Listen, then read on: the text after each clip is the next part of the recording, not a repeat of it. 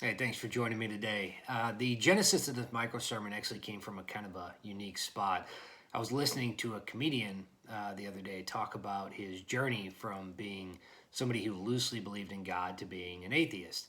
And the analogy that he used in his comedy sketch was that it was kind of like in curling when the person holds the stone or the brick and they slide on one knee and then they get to that point where they just let it go. And if you've ever seen curling, there's that moment where they just kind of release it and it just drifts out onto the ice and goes towards the bullseye down the way. And his analogy was that's kind of how it was when he separated from faith. He said, I had this moment where I realized I didn't believe the things that I was taught as a younger person, and I'm just going to let it go. And now he's an atheist. And I think it's oddly kind of a healthy thing to do if you're at a position where you've done your research, so to speak. You've listened to various people, you've read the books, you've asked the questions. If God hasn't transformed your heart to believe what He claims to be truth, you're not doing anyone any favors by acting like you believe something that you don't or faking your way through it. In fact, I would argue that it could be actually more damaging for yourself and for the kingdom.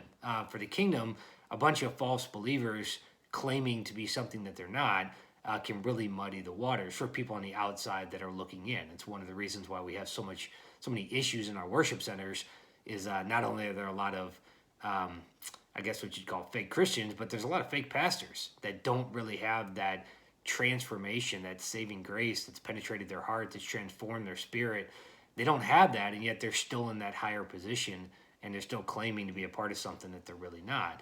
But it can also be healthy for the individual. I would argue that somebody that claims to be an atheist, that clings to naturalism, I can only trust what I believe or what I see and test, and that there is no higher power, in a weird way, it could actually be closer to finding God than somebody that just drifts through life kind of as an agnostic that doesn't ever really take the time to ask those difficult questions. I think if you're going to be an atheist, a true atheist, you have to at least ask questions. Now, your answers may be different than my answers, and your resolution may be different than my resolution, but at least you have to ask the question. I don't think you're going to make that kind of bold proclamation without putting some thought into it first.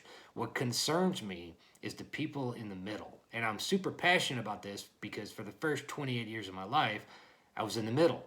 I thought that I was there. I thought that I was a follower of God, even though I didn't really understand God. I certainly wasn't a follower of Christ. And I just kind of drifted. I took little nuggets of things that I liked and I kind of tucked it in my back pocket and created my own theories and my own dogma and my own belief system. And I felt pretty comfortable with that because there was no one to ever challenge it. So, in a way, I think my intent here today with the sermon is to kind of create a clear line to be truthful with yourself, believe what you believe, and then wrestle with those difficult questions with what that actually means. If you don't believe the gospel narrative, if you don't believe the divinity of Christ and the saving grace of a man who was God, who lived, who died, and then came back, and through that provided grace to people that believe in him and in his name, if you don't subscribe to that, then I would just kind of encourage you to not subscribe to that. Don't completely write it off. Continue wrestling with it and thinking about it and asking people and praying about it if you're into that. But don't try to trick yourself into believing something that you don't actually believe. When I was in college, I studied psychology, the scientific side of psychology. We do all these case studies and these experiments, and you'd always try to get to p less than 0.05. And p less than 0.05 meant that the findings were significantly significant. Basically, it was less than 5% chance that what you found in your study was created out of air or out of just random fluke chance. And so, if you could get to a scientific analysis of p less than 0.05, then you could publish your findings, and the people in the scientific community would take it serious.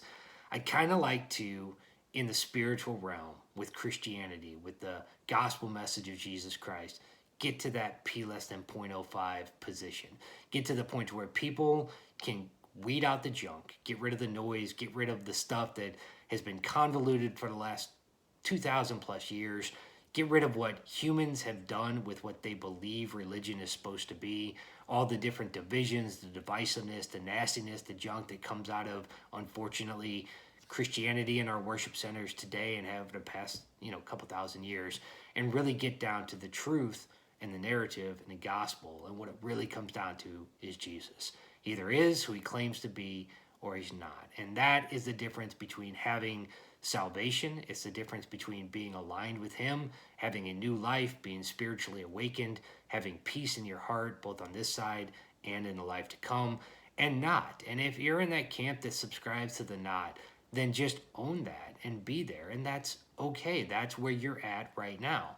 I can imagine that before my transformation at 28 years old, if somebody would have asked me what I believed, I would have said I believe in God, and of course I'm going to heaven when I die, and of course God favors everything that I'm doing, and that I'm aligned with him.